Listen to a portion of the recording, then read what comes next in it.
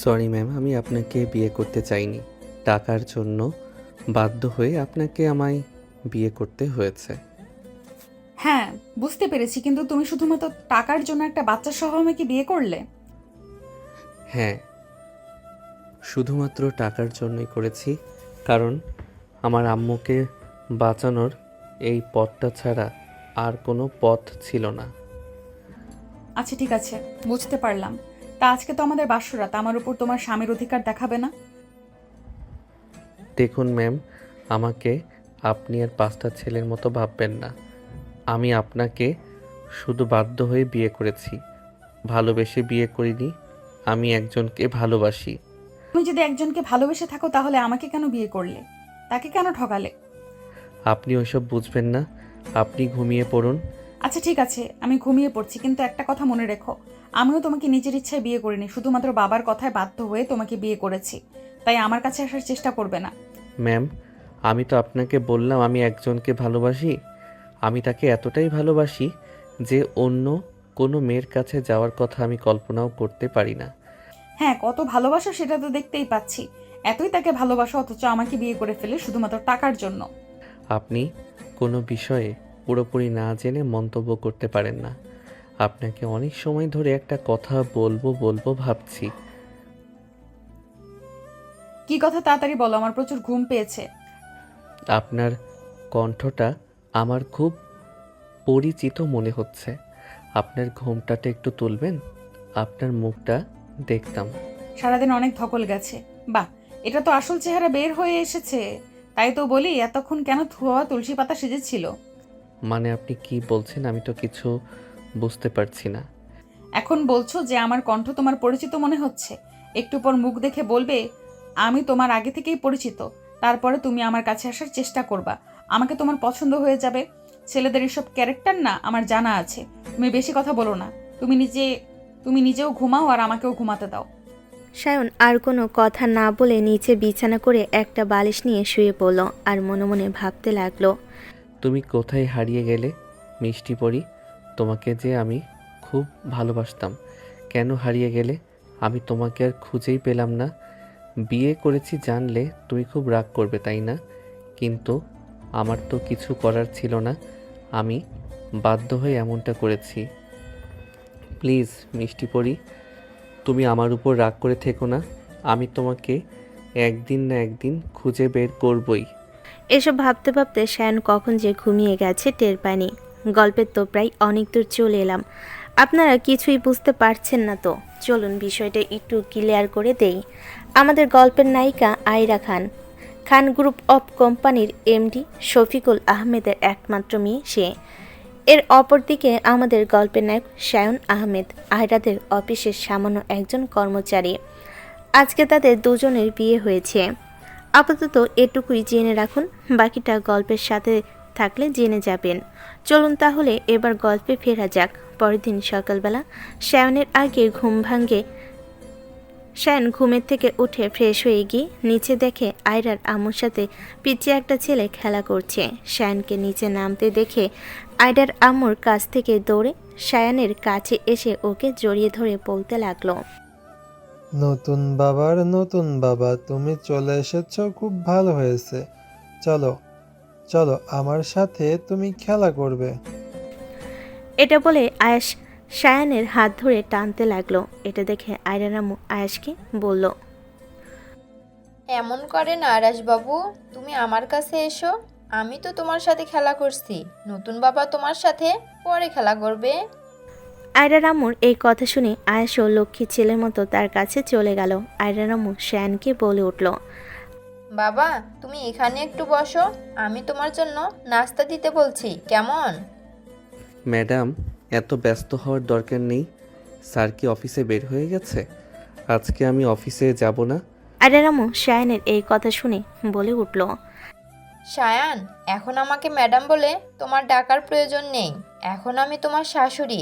আর আয়রার আব্বু আজকে একটা অন্য জায়গায় গিয়েছে, মিটিং আছে, তাই তুমি অফিসে যাও, সাথে করে আয়রাকে নিয়ে যেও। আমার শ্বশুর বলছিল এই অফিসের দায় দায়িত্ব সব আয়রারই উপর বুঝিয়ে দেবে। বিদেশের কোম্পানিগুলোর কাজ বাসা থেকেই করবে। ও আচ্ছা, ঠিক আছে, আমি বুঝতে পেরেছি। তারপর সায়ান আর কিছু না বলে সোফাতে বসে পড়ল।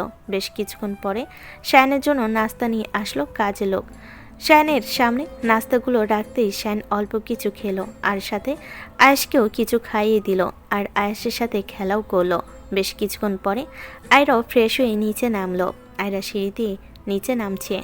এমন সময় সায়ান আয়রাকে দেখে বলে উঠল, মিষ্টি পরি, তুমি এখানে?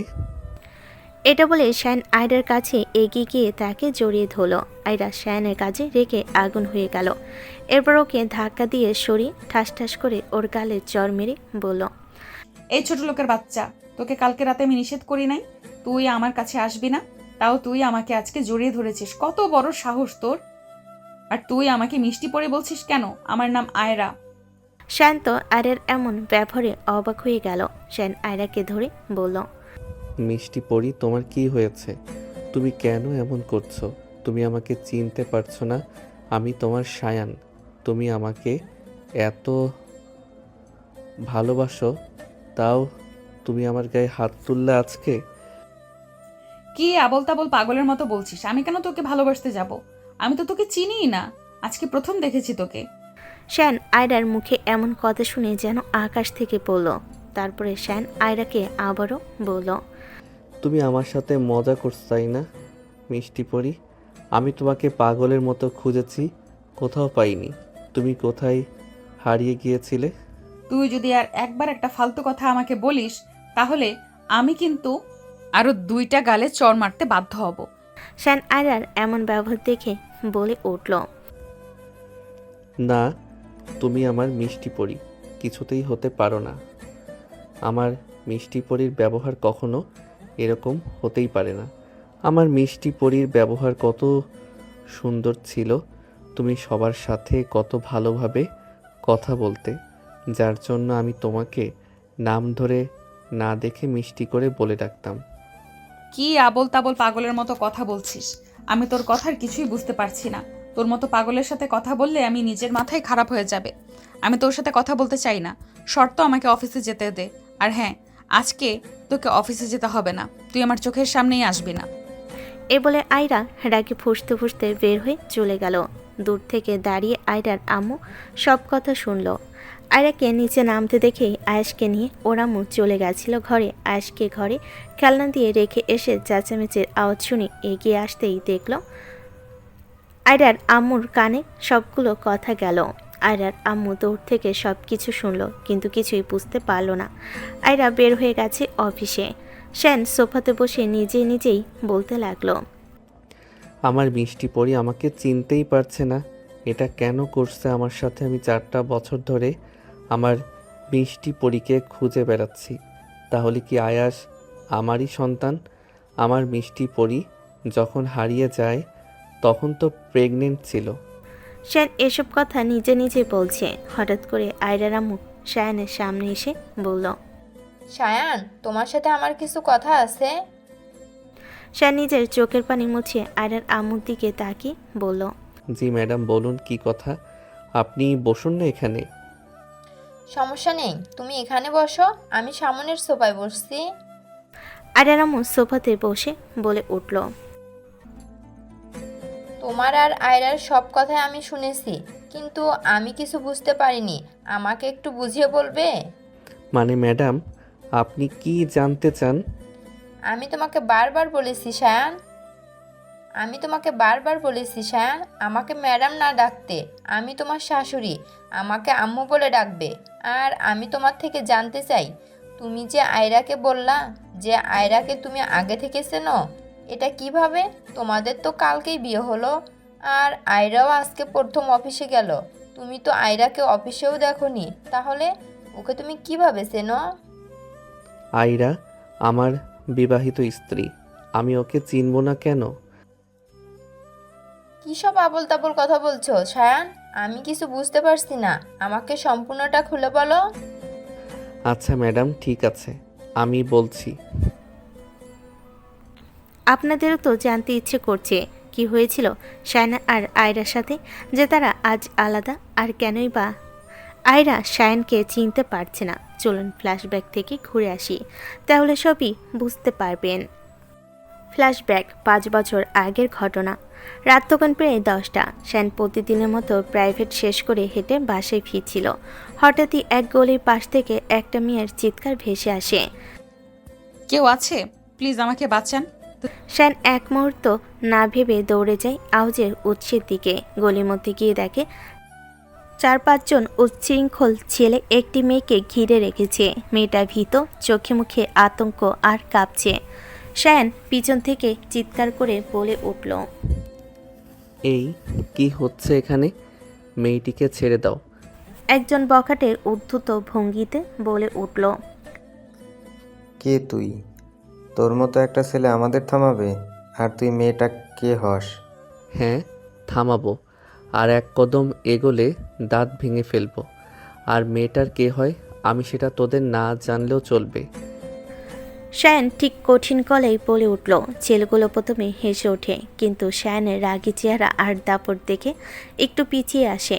এর মধ্যে আশপাশ থেকে কয়েকজন মানুষ জড়ো হতে শুরু করে। পরিস্থিতি আঁচ করতে পেরে বকাটিগুলো দৌড়ে পালিয়ে যায়। তারপর যে মেয়েটি বিপদে পড়েছিল সে কাঁপা কাঁপা গলায় বলে উঠল, ধন্যবাদ, আমি জানি না আপনি না থাকলে কি হতো। শায়ান হালকা হেসে বলল, ঠিক আছেন তো? চিন্তা করবেন না, আমি আপনাকে কিছুতেই একা যেতে দেব না। আপনি কোথায় যাবেন বলুন? আমার এক বান্ধবীর জন্মদিন ছিল, ওর বাড়ি থেকে বের হতে দেরি হয়ে গেছে। এই সামনেই আমরা কয়েকজন বান্ধবী মিলে একটা বাসাতেই। আচ্ছা চলুন, আমি আপনাকে এগিয়ে দিয়ে আসছি। মেয়েটি মাথা নেড়ে সম্মতি দিল। তার চোখে মুখে আতঙ্কের ছাপ তখনও স্পষ্ট। ধীরে ধীরে শায়ান তার পাশে দাঁড়িয়ে পড়ল। নামটা জানতে পারি? মেয়েটি হালকা করে হেসে উত্তর দিল, থাকি। আয়রা, আয়রা খান। আর আপনি? আমি শায়ান আহমেদ। দুজনেই চলে আসলো আয়রা যেখানে থাকে সেখানে। তখনকার ল্যাম্পপোস্টের আলোতে এই প্রথম আয়রাকে স্পষ্টভাবে দেখতে পেল শায়ান। এক দেখায় শায়ানের খুব ভালো লেগে গেল আয়রাকে। আয়রা যে বাসার ভেতরে ঢুকতে যাবে তখনই শায়ান আয়রার কানে ফিসফিস করে বলে উঠল, আপনাকে তো খুব মিষ্টি দেখতে, এতক্ষণ তো খেয়াল করি নাই। আমি না আপনার প্রেমে পড়ে গেছি। I love you. শায়ানের মুখে এমন কথা শুনে আয়রা তো আকাশ থেকে পড়ল। তারপর শায়ানের দিকে রাগি লুক নিয়ে তাকিয়ে বলল, তোমার কি মাথা খারাপ হয়ে গেছে? তোমাকে দেখেই তো মনে হচ্ছে তুমি আমার জুনিয়র হবা। আমি তোমার সিনিয়র, তুমি আমাকে কিভাবে প্রপোজ করতে পারো? আপনাকে আমার ভালো লেগে গেছে, তার মানে আমি আপনাকেই বিয়ে করব। আপনি আমার সিনিয়র হলে তাতে কিছু যায় আসে না। এখন তো দেখছি তোমারও মাথা খারাপ না। তোমার সাথেও বেশিক্ষণ কথা বলা যাবে না, তুমি থাকো, আমি গেলাম। এ বলে আয়রা তার বাড়ির ভেতর ঢুকতে যাবে এমন সময় পেছন থেকে শায়ান জোরে চিৎকার করে বলে উঠল, এই যে মিষ্টি পরি, শোনো, আমি তোমাকেই বিয়ে করব। যেভাবেই হোক তোমাকে আমি এখন থেকে মিষ্টি পরি বলে ডাকবো। আয়রা শায়ানের কথা শুনেও না শোনার ভান করে বাড়ির মধ্যে ঢুকে গেল। আয়রা রুমে যেতেই তার বান্ধবী বলে উঠল, কি রে আইরা, তোর এত লেট হলো যে ফিরতে? রাস্তায় কোনো সমস্যা হয়েছিল? আরে অনেক কিছু ঘটে গেছে, দাঁড়া আমি চেঞ্জ করে ফ্রেশ হয়ে আসি, তারপর বলতেছি। আচ্ছা ঠিক আছে, যা, আমি অপেক্ষা করছি। এই বলে আয়রা তার ড্রেস নিয়ে চলে গেল ওয়াশরুমে। আয়রারা 4 জন থাকে একটা ফ্ল্যাট নিয়ে, বাকি 2 জন ঘুমিয়ে গেছে। আয়রার জন্য মুনি অপেক্ষা করে বসেছিল। আয়রা লেট দেখে মুনি আয়রাকে বেশ কয়েকবার কল দিয়েছিল, কিন্তু আয়রার ফোন অফ ছিল। প্রায় 15 মিনিট পর আয়রা ওয়াশরুম থেকে বের হয়ে আসলো। তারপর মুনির পাশে বসে বলল, বান্ধবী জানিস আজকে অনেক ঘটনা ঘটে গেছে। কি ঘটেছে আমাকে না বললে আমি জানবো কেমনে? হ্যাঁ তোকে সব বলছি, শোন তাহলে। তারপর মুন্নিকে আয়রা সব কথা খুলে বলল। মুন্নি সব শুনে আয়রাকে হাসতে হাসতে বলে উঠল, যে ছেলেটা তোকে বাঁচালো সেই আবার তোকে প্রপোজ করলো? How funny! তুই হাসছিস? আমি পড়ে গেলাম মহা বিপদে। কেন, কোন বিপদে পড়লি? ছেলেটা তো চলেই গেছে। তাহলে চলে গেছে তো কি, ছেলেটা তো আমার বাসাটা চিনে গেছে, হয়তো আসতে পারে প্রতিদিন যদি সিরিয়াসলি কথাটি বলে থাকে। এটা তো ঠিক বলেছিস, এটা তো ভেবে দেখিনি। আয়রা মুন্নির মাথায় একটা থাপ্পড় মেরে বলে উঠল, তা কেন ভাববি? তোর মাথায় তো গোবর ভরা, সব সময় খালি ভাবিস কিভাবে খাওয়া যায়, তারপর কোনো বুদ্ধি কাজে লাগাতে পারিস না, এই জন্য তো মোটা হচ্ছিস দিন দিন। আয়রা এমন কথা শুনে মুন্নি মুখ ফুলিয়ে বলে উঠল। তুই আমাকে এত বড় কথা বলতে পারলি? যা, তোর সাথে আমি কথাই বলবো না। তোর যা ইচ্ছে তাই করে নে। সরি বান্ধবী, আমি তো মজা করেছি, তুই সিরিয়াস ভাবে নিস কেন? রাগ করিস না প্লিজ, একটা আইডিয়া দে না, কি করব এখন? আয়রা বুঝতে পারল যে মুন্নি অভিমান করেছে, তাই আয়রা কান ধরে বলে উঠল।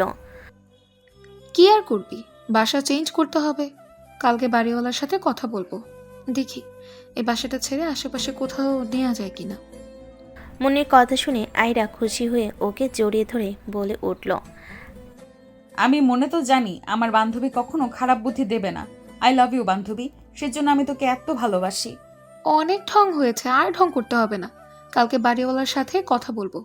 যদি বাসা চেঞ্জ করি তাহলে অনেক কাজ আছে, তারপরে তো আবার কলেজেও যেতে হবে নাকি। যা, তাড়াতাড়ি ঘুমিয়ে পড়। শায়ান বাড়ি ফিরে কলিং বেল দিতেই ওর আম্মু সে দরজা খুলে বলতে লাগলো। কি রে বাবা, তোর আজকে ফিরতে এত দেরি হলো যে? আর বলো না আম্মু, রাস্তায় একটু সমস্যা হয়েছিল আর কি। শায়ানের মুখে এমন কথা শুনে ওর আম্মু চিন্তায় পড়ে গেল। তাড়াতাড়ি শায়ানকে বলে উঠল। কি হয়েছিল রাস্তায়? তোর কোনো ক্ষতি হয়েছে নাকি? আরে না আম্মু, আমার তেমন কিছু হয়নি। তুমি তাড়াতাড়ি টেবিলে খাবার দাও, ক্ষুধা লাগছে। আমি ফ্রেশ হয়ে খেতে আসছি। আচ্ছা ঠিক আছে, আমি খাবার রেডি করছি। এই বলে শায়ান চলে গেল উপরে। ফ্রেশ হয়ে নিচে এসে খাওয়া দাওয়া করে আবার রুমে গিয়ে ঘুমিয়ে পড়ল। পরের দিন সকালবেলা আয়রারা সবাই তাদের বাড়িওয়ালার সাথে কথা বলে অন্য বাসা দেখে চলে গেল। বাড়িওয়ালা আয়রাদের পরিচিত থাকায় তেমন কোনো সমস্যা হয়নি। সেই রাতের পর শ্যান প্রতিদিন একবার করে সেই বাসার আশেপাশে ঘোরাঘুরি করত। মনে মনে আশা করত যদি আর একবার সেই মিষ্টি পরীটাকে দেখতে পাই। 3 দিন কেটে গেছে। শ্যান ঠিক করেছে আজ আর অপেক্ষা নয়, আজ ও আয়রার সামনে গিয়ে দাঁড়াবে। শ্যান আয়রার বাড়িওয়ালাকে রিকোয়েস্ট করে আয়রারা কোথায় বাসা নিয়েছে সেটা জেনে নেয়। তারপর মনে মনে বলে, আজ আমি ওকে আবার বলবো আমি সত্যি ওকে ভালোবেসে ফেলেছি। মিষ্টি পরি শুধু নামেই না, ও সত্যি আমার জীবনের সবচেয়ে মিষ্টি অংশ হতে পারে। সন্ধ্যার দিকে শায়ন আয়রার নতুন বাসার সামনে গিয়ে দাঁড়ায়। ঠিক তখনই যে দেখে আয়রা বাসা থেকে বের হচ্ছে। শায়ন দৌড়ে গিয়ে সামনে দাঁড়িয়ে পড়ে। শুনুন মিষ্টি পরি, আমি জানি আপনি রাগ করেছেন, কিন্তু একটুখানি সময় দিবেন প্লিজ। তুমি এখানেও এসেছো? কি পাগল পাড়া ছেলেটা তুমি, এত সাহস কই পেলা? শায়ন হালকা হেসে উত্তর দিল, ভালোবাসা সাহস দেয়, আর আপনি তো আমার সাহসের কারণ। প্লিজ একবার বসে কথা বলুন। আয়রার ভেতরে একটু নরম ভাব দেখা গেল, মুখে সে প্রকাশ করতে পারল না, কিন্তু সে বুঝতে পারছিল ছেলেটার চোখে সত্যি কিছু আছে। দুজনেই কাছের এক কফি শপে বসলো। শায়ন ধীরে ধীরে, আমি সাধারণ একজন ছেলে, পরিবারে আমার মা বাবা ছাড়া কেউ নেই। ছোট থেকেই জীবন আমাকে অনেক কিছু শিখিয়েছে, কিন্তু আপনি শিখিয়ে দিলেন মনের কোনো কোণায় এখনো কিছু স্বপ্ন বাকি। তোমার কথা শুনে মনে হয় তুমি কবিতা লেখো। শায়ন হাসতে হাসতে বলল, না, শুধু মিষ্টি পরির জন্য মিষ্টি কথা বলি। এই কথা প্রথমবারের মতো আয়রা হেসে ফেল। ঠিক সেই মুহূর্তটাই ছিল শায়নের জীবনের সবচেয়ে প্রিয় মুহূর্ত। তারপর থেকে দুজনের যোগাযোগ শুরু হলো। দিনে দিনে বন্ধুত্ব, আর বন্ধুত্ব থেকে তৈরি হতে লাগলো এক গোপন প্রেম। এভাবেই দেখতে দেখতে কেটে গেল কয়েকটি মাস। কয়েক মাস পর আয়রা তখন শায়নের ভালোবাসায় গভীরতায় হারিয়ে গেছে, অথচ সে জানত সমাজ তাদের দূরত্ব অনেক। একদিকে বড়লোক বাবার একমাত্র মেয়ে, অন্যদিকে শায়ন টিউশনই করে। বলতে গেলে সে এখনও বেকার। তবুও একদিন আয়রা নিজেই বলে বসলো, শায়ান, তুমি যদি রাজি থাকো তাহলে আমরা পালিয়ে বিয়ে করতে পারি। শায়ন আশ্চর্য হয়ে বলল, আয়রা, তুমি কি আমার সঙ্গে সারা জীবন কাটাতে রাজি? তুমি পারবে আমার সাথে সারাটা জীবন কাটাতে? আমি যে তোমাদের মতো অত বড়লোক নই, তোমাকে খুব বেশি একটা সুখে রাখতে পারবো না। নরম গলায় আবার বলল, তোমার চোখে চোখ রাখলেই বুঝি আমি ঠিক জায়গায় আছি। সবই তো বুঝলাম। আমার বাবা মা গ্রামে গেছে, ওনাদের গ্রামে পাঠিয়ে দিয়েছি। আমি এখন আপাতত একাই আছি, পড়াশোনা করছি। আর একটা জবের জন্য চেষ্টা করছি। এখন বাবা মাকে জানানো যাবে, না জানালে তারা বিয়েটা করতে দেবে না। তুমি যদি চাও, এখন বাবা মাকে জানানো যাবে না, জানালে তারা বিয়েটা করতে দেবে না। তুমি যদি চাও আমরা দুজনেই বিয়ে করে রাখতে পারি, তারপরে আমি একটা ভালো জব পেলে তোমাদের বাসায় প্রস্তাব দিব। সেটাই ভালো, কোনো সমস্যা হবে না। তোমার বাবা মাও নেই, আর আমার বাবা মা তো এখানে থাকে না। আমি আমার ফ্রেন্ডদের সাথে থাকি, ওখান থেকে না হয় তোমার সাথে থাকবো। আমরা তো বিয়ে করব, বিবাহিত হলে কেউ কিছু বলতে পারবে না তখন। সে রাতে দুজনেই ঠিক করলো তারা একসাথে থাকবে চিরদিন। আয়রার বান্ধবী মুনিকে সবটা জানি ওরা বিয়ে করে ফেললো। মুনি আয়রার বেস্ট ফ্রেন্ড, মুনিকে আয়রা সব কিছু জানাই প্রথমে। মুনি বিয়ে নিয়ে অমত করলেও পরে শায়ানকে দেখে বুঝতে পেরেছিল শায়ান আসলেই আয়রাকে খুব বেশি ভালোবাসে, তাই আর পরে কিছু বলেনি। তাদের বিয়ে হলো একেবারে গোপনে। আয়রা চলে আসলো শায়ানের বাসায়। আজকে শায়ানের বাসর রাত প্রায় 12টা। দুজন খাওয়া দাওয়া করে রুমে এসে দরজাটা লাগিয়ে দিল। তারপর শায়ান আয়রার কাছে গিয়ে বলে উঠল, আমার মিষ্টি পরিটা এখন আমার বউ। আমার যে কি আনন্দ লাগছে, আজকে আমি তোমাকে মন ভরে আদর করব। যা দুষ্টু, এসব কি কথা বলতে লজ্জা করে না? লজ্জা পেলে আর বাসর করব কিভাবে বলো গো? এসো তোমাকে আদর করি। শায়ান এটা বলে এক টান দিয়ে তার ঠোঁটের সাথে আয়রার ঠোঁট মিলিয়ে দিল। তারপর আয়রাকে বিছানায় ফেলে ওর গালে ঘাড়ি কপালে কিস করতে লাগলো। শায়ান আয়রার গায়ের জামা কাপড় সব খুলে ফেলো। আয়রা তো লজ্জে শেষ হয়ে গেছে, শায়ানের দিকে তাকাতেই পারছে না। শায়ানের বেশি কিছু না বলে শুধু বলে উঠল, কান্না করার জন্য রেডি হও, আজ সারা রাত আদর করব তোমাকে, নো ছাড়াছাড়ি। এই বলে শায়ান আয়রাকে আদর করা শুরু করলো। আরে তো ব্যথায় কান্না করছে, তাও শায়ানকে ছাড়ছে না। এভাবে ওদের বাসরাত কেটে গেল। পরের দিন সকালবেলা উঠে দুজনে ফ্রেশ হয়ে নিল। তারপরে শায়ান চলে গেল চাকরির খোঁজে। একটা কোম্পানিতে ও চাকরি পেয়ে গেল। এভাবেই চলতে লাগলো শায়ান ও আয়রার জীবন। শায়ান ভেবেছিল আর একটু বেটার চাকরি পেলে তবে আয়রাদের বাসে আর ওর বাসায় জানাবে। এভাবেই দেখতে দেখতে কেটে গেল 6টি মাস। আয়রাও জবে ঢুকেছে। এই মাস 2 হলো। সারাদিন একা একা থাকতে ভালো লাগে না। প্রতিদিন তো আর ক্লাস করা যায় না, তার জন্য সে জব শুরু করেছে। শায়ান এতে বাধা দেয়নি। এই 6 মাসের মধ্যে দুজনেই বুঝেছিল টাকা স্ট্যাটাস কিছুই না, একে অপরের ভালোবাসে সবচেয়ে বড়। একদিন সকালে আয়রা শায়ানকে এক চমক দিল। তুমি বাবা হতে যাচ্ছ। শায়ান আনন্দে কান্না গলায় বলে উঠল, সত্যি বলছো আমি বাবা? আয়রা হেসে ফেলল, তারপর বলল, হ্যাঁ শায়ান, তুমি বাবা আর আমি হব তোমার ছোট্ট পরিবারের রানী। এই খবর পেয়ে শায়ান তো যেন 7 আসমানে আয়রাকে কপালে একটা কিস করলো। একদিন হঠাৎ করে আয়রা অফিস যাওয়ার পথে বের হলো। তারপর থেকে সে নিখোঁজ। খোঁজাখুঁজি, থানায় অভিযোগ, হাসপাতাল ঘোরা। শায়ান পাগলের মতো খুঁজতে লাগলো, কিন্তু আয়রার কোনো খোঁজ পাওয়া গেল না। শায়ান মুন্নিকেও জিজ্ঞাসা করেছিল, কিন্তু মুন্নি কিছু বলতে পারেনি। দিন গড়াতে মাস থেকে বছর। শায়ান বিশ্বাস করতে পারেনি যে যাকে সে ভালোবেসে বিয়ে করলো, যার সন্তান তার গর্ভে, সে হঠাৎ করে হারিয়ে যাবে। তবে সে হাল ছায়নি। শায়ান মনে মনে বলেছিল। শায়ান নিজের মনে মনে ভাবল, তুমি যদি বেঁচে থাকো আমি একদিন না একদিন তোমায় খুঁজে বের করব, মিষ্টি পরি। ফ্ল্যাশব্যাক শেষ। বর্তমান সময়ে আয়রার মা হতবাক, চোখে পানি এসে গেছে। সে বুঝতে পারছে এখন পুরো সত্যিটা। শায়ান সব কথা খুলে বলার পর আয়রার মা আবেগে চোখে জল ধরে রাখতে পারলেন না।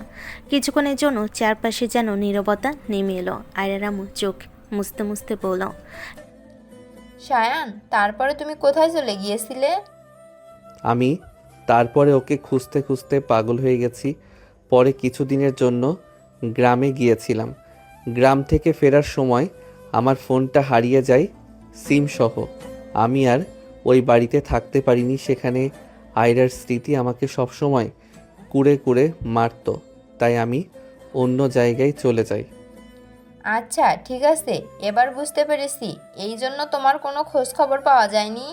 মানে আমি কিছু বুঝতে পারলাম না ম্যাডাম, আমাকে একটু বুঝিয়ে বলুন।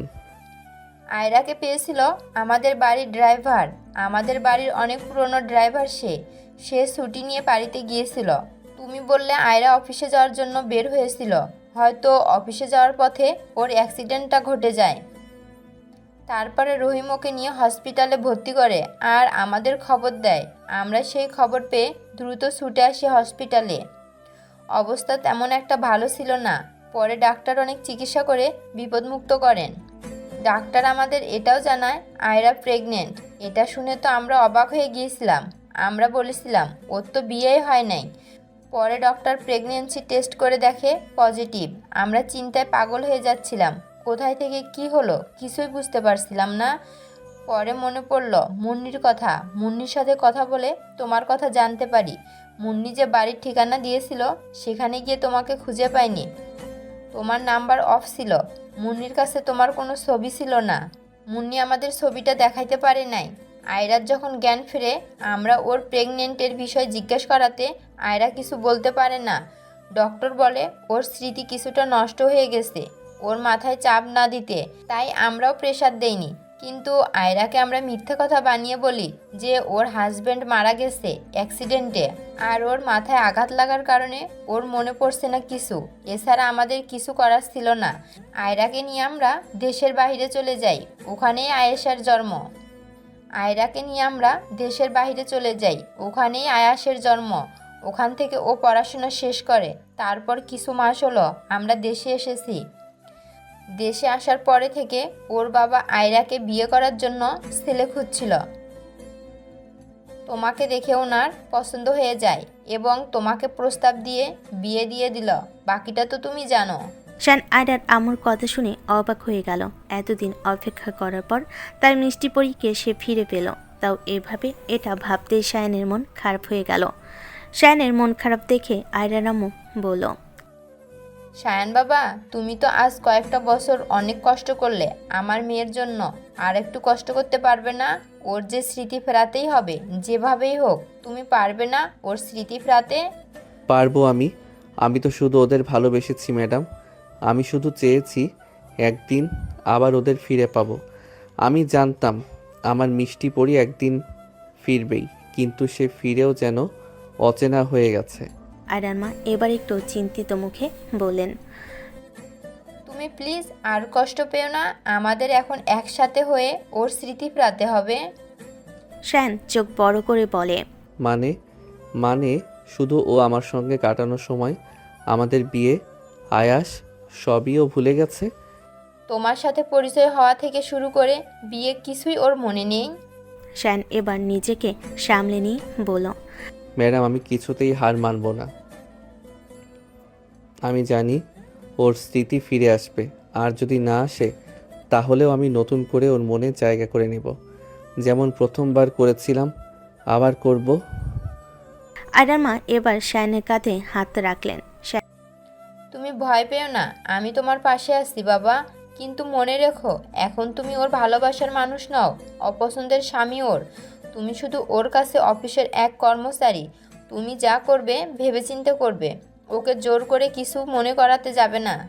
শায়ান মুচকি হাসলো, তারপর বলল, আমি কখনো জোর করিনি ম্যাডাম। ওর মন আমি জিতেছিলাম, এবারও জিতব ভালোবাসা দিয়ে। হ্যাঁ, তোমার উপর আমার সেই বিশ্বাস আছে। আর হ্যাঁ, তুমি আমাকে আম্মু বলে ডাকবে, ঠিক আছে? আর একবারও ম্যাডাম যেন না শুনি তোমার মুখে। ঠিক আছে, আমার মনে থাকবে আম্মু। শায়ানের মুখে এই কথা শুনে আয়রার আম্মু চলে গেল আয়েশের কাছে। শায়ান সোফায় বসে ফোন দিল ওর আব্বুকে। শায়ানের আব্বু কল ধরে বলে উঠল, শায়ান বাবা, কেমন আছিস? আমি ভালো আছি আব্বু। আম্মু এখন কেমন আছে? এখন ডাক্তার বলেছে এখন ভালো আছে, অপারেশন হয়ে গেছে, চিন্তা নেই এখন আর, 3 দিন পর ছেড়ে দিবে। আলহামদুলিল্লাহ আব্বু, একটা সুখবর তোমাদের জন্য। কি বাবা? তোমাদের বৌমাকে আমি খুঁজে পেয়েছি। শায়ানের কথা শুনে ওর আব্বু অবাক হয়ে গেল, তারপরে বলল, মানে কি শায়ান, তুই কালকে বিয়ে করছিস আর আজকে তুই এই কথা বলছিস? ওকে তো তুই এতদিন ধরে খুঁজলি, পেলি না, আজ হঠাৎ কোথা থেকে পেলি? এখন তো তোর নতুন বউ, তুই কি জবাব দিবি? বাবা আমার কথাটা আগে শোনো, তারপরে বুঝতে পারবা। আচ্ছা বল, শুনছি, কি বলবি? আসলে আব্বু, আয়রার সাথেই আমার প্রথম বিয়ে হয়েছিল এবং আমি ওকেই হারিয়ে ফেলেছিলাম।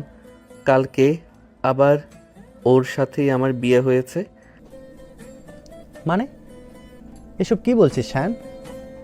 এটা তো খুশির কথা, কিন্তু আমি তো কিছুই বুঝতে পারছি না। আম্মু সুস্থ হয়ে বাড়ি ফিরুক, তারপরে সব বলবো সামনাসামনি। এখন রাখি, কেমন? আম্মুর দিকে খেয়াল রেখো, নিজেও সাবধানে থেকো। আমি বিকেলের দিকে হসপিটালে যাব রে। আচ্ছা ঠিক আছে, তুইও সাবধানে থাকিস। এ বলে শ্যান ফোনটা কেটে দিল। তারপরে চলে গেল রুমে, কিছুক্ষণ রেস্ট নিল। তারপর নিচে এসে আয়াসের সাথে বেশ কিছুক্ষণ খেলা করলো। এভাবে বিকেল হয়ে গেল। বিকেলে হসপিটাল থেকে ঘুরে আবার বাসায় চলে আসলো। রাতে খাওয়া দাওয়া করে শ্যান রুমে যেই ঢুকতে যাবে, এমন সময় আয়রা বলে উঠল। এই, তুই আমার রুমে একদম ঢুকবি না। শ্যান আয়রার মুখে এমন কথা শুনে অবাক হয়ে ওকে জিজ্ঞেস করলো। আমি রুমে ঢুকবো না তো কোথায় যাব? তোর যেখানে খুশি তুই সেখানে যা, আমার রুমে ঢুকবি না, এটাই শেষ কথা। সকালে তুই আমার সাথে বাজে ব্যবহার করেছিস, এটা তোর শাস্তি। আমার রুমে তোর জায়গা হবে না। আমি দুঃখিত, আমার আর এরকম ভুল কখনো হবে না। প্লিজ আমাকে ঢুকতে দিন। শ্যানের এমন কথা শুনে আয়রা বেশ কিছুক্ষণ চুপ করে থাকলো। তারপর বলে উঠল। ঠিক আছে, রুমে আয়, কিন্তু আমাকে একদম ডিস্টার্ব করবি না। নিচে ঘুমিয়ে পড়ার শোন, তুই কয়েকদিন অফিসে যাবি না। তোকে দেখলে আমার বিরক্ত লাগে, তুই আমার চোখের সামনে আসবি না। আয়রার এমন কথা শুনে শ্যান খুব কষ্টে পেল। শ্যান নিচে বিছানা করে শুয়ে পড়ল। তারপর মনে মনে ভাবল, আমার মিষ্টি পরি যে আমাকে এত ভালোবাসতো, সে আমার সাথে এমন ব্যবহার করছে। আল্লাহ, তুমি আমাকে শক্তি দাও যেন আমি ধৈর্য ধরতে পারি। শ্যান এগুলো ভাবতে চোখ দিয়ে পানি পড়ল। ভেজা চোখে ঘুমিয়ে পড়ল। শ্যান হঠাৎ বেশ কিছুক্ষণ পর আয়রার চোখ গেল শ্যানের দিকে। দেখল ওর চোখের পাতা ভেজা ভেজা। এটা দেখে আয়রা মনে মনে বলে উঠল। কি ব্যাপার, এই ছেলেটার প্রতি আমার এত মায়া কেন হচ্ছে? কান্না করছে দেখে। এই ছেলেটাকে তো আমি পছন্দ করি না। না না, আমি এসব ভাবতে পারছি না, আমি ঘুমাই। পরদিন সকালে আয়রা যখন অফিসে ঢুকলো, তখন তার চোখে মুখে বিরক্তির চাপ, কিন্তু ভেতরে কোথাও যেন অজানা এক অস্থিরতা। আয়রা নিজের মনেই ভাবতে লাগলো। কেন যেন ছেলেটার কথাগুলো বারবার মাথায় আসছে। ওর চোখে এমন কিছু ছিল যা আমি এড়িয়ে যেতে পারিনি। তখনই আয়রার রুমে এলেন তার secretary Rafid. Good morning ma'am, আজ আপনার 3টে মিটিং আছে। লাঞ্চে মালয়েশিয়ান ডেলিগেটরা আসবে। আর আয়রা হালকা বিরক্তি টেনে বলে উঠল। আর কি? সান স্যার অফিসে এসেছেন। আপনি তাকে অফিসে আসতে নিষেধ করেছিলেন, কিন্তু তিনি লাঞ্চের পর চলে যাবেন। তিনি এসেছেন আপনার ফাইলগুলো চেক করতে। আর একটু থেমে বলল, আর যে আমার সঙ্গে দেখা করতে চায়? জি ম্যাম, সে বলেছে আপনাকে বিরক্ত করবে না, শুধু কাজের ফাইল জমা নিয়ে চলে যাবে। আয়রা চোখ নামিয়ে বলল, ঠিক আছে, যাও তুমি। লাঞ্চ টাইম অফিসে ক্যান্টিনে। শ্যান নির্দ্বিধায় ক্যান্টিনের এক কোণে বসে আছে। সে আয়রার এক ঝলক দেখবে বলে অপেক্ষা করছে, কিন্তু সে জানে এখন আর মিষ্টি পরি তার কাছে নেই। এখন সে একজন সিনিয়র বস। ঠিক তখনই পাশ দিয়ে হেঁটে যাচ্ছিল আয়রা। হঠাৎ পায়ের মোচড় খেয়ে ব্যালেন্স হারিয়ে ফেলতেই যাচ্ছিল। সে তার আগেই একজোড় হাত তাকে ধরে ফেল। হ্যাঁ, সেটা ছিল শ্যান। শ্যান আতঙ্কিত গলায় বলে উঠল, মিষ্টি পরি, তুমি ঠিক আছো? আয়রা চমকে উঠল। তারপর বলল, আমি ঠিক আছি। কিছুক্ষণ চুপ থেকে তারপর বলে উঠল। তুমি আমাকে মিষ্টি পরি বলো কেন? শ্যান হালকা হেসে ফেলল। তারপর বলল, কারণ একদিন এই নামেই তুমি নিজেকে আমার কাছে চিনিয়েছিলে। আয়রা কিছুটা বিভ্রান্ত হয়ে বলল, তুমি আবার এসব পাগলামি শুরু করছো না তো? না, আমি শুধু তোমার চোখে সেই পুরনো ঝলকটা খুঁজছি। একটিবার যদি তোমার হৃদয় ছুঁতে পারি, তাহলে তুমি নিজেই সব মনে করতে পারবে। আয়রা কিছু না বলে চলে গেল। অপরদিকে শ্যানও বাড়ি ফিরে গেল। রাতে আয়রার ঘরে দুজনের আবার দেখা।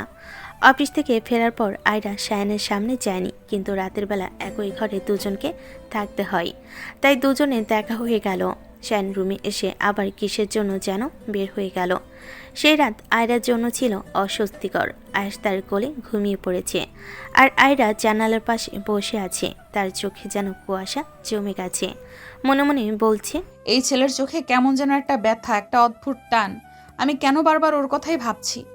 এই আয়েশও কেন যেন শায়নের মতন দেখতে অনেকটা। আয়রার মন অস্থির। শায়নের কথাগুলো বারবার তার মাথায় ঘুরছে। মিষ্টি পরি, এই নামটা কেন যেন অজানা এক স্মৃতিকে নাড়া দিচ্ছে, কিন্তু সে কিছুতেই মনে করতে পারছে না। আয়েশকে কোলে নিয়ে এসে জানালার পাশে দাঁড়িয়ে আছে। ঠিক তখনই দরজা খুলে শায়ন ঢুকলো। শায়ন নরম গলায় বলে উঠল। আয়রা, আয়রা বিরক্তভাবে বলল, আবার কি? বলেছিলাম তোকে আমার রুমে ঢুকতে। শুধু একটা জিনিস দিতে এসেছি। আয়রার হাতে একটা পুরনো ডায়েরি বাড়িয়ে দেয়। এটা হয়তো তোমার কাজে লাগবে। আয়রা ডায়েরিটি হাতে নিয়ে বলল। এটা কি? আমাদের গল্প, তোমার নিজের হাতে লেখা। আয়রা ডায়েরিটি খুলতেই প্রথম পাতায় একটা ছবি শায়ন আত্মার একসঙ্গে তোলা। হঠাৎ তার মাথা যেন টনটন করে উঠল।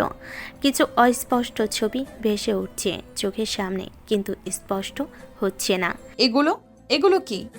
এটা বলেই আয়রা মাথা ধরে বসে পড়ে। তার মাথায় তীব্র যন্ত্রণা হচ্ছে। শায়ন এগিয়ে এসে বলে, কি হয়েছে আয়রা? তোমার মাথায় কি যন্ত্রণা করছে? হ্যাঁ, আমার মাথায় খুব যন্ত্রণা করছে, আমি সহ্য করতে পারছি না। শায়ন এটা শুনে আয়রা ড্রেসিং টেবিলের সামনে থেকে একটা ওষুধ নিয়ে এসে পানি দিয়ে খাইয়ে দিল। তারপর আয়রাকে কোলে তুলে বিছানায় নিয়ে গিয়ে শুইয়ে দিল। তারপরে নিজেও শুয়ে পড়ল নিচে।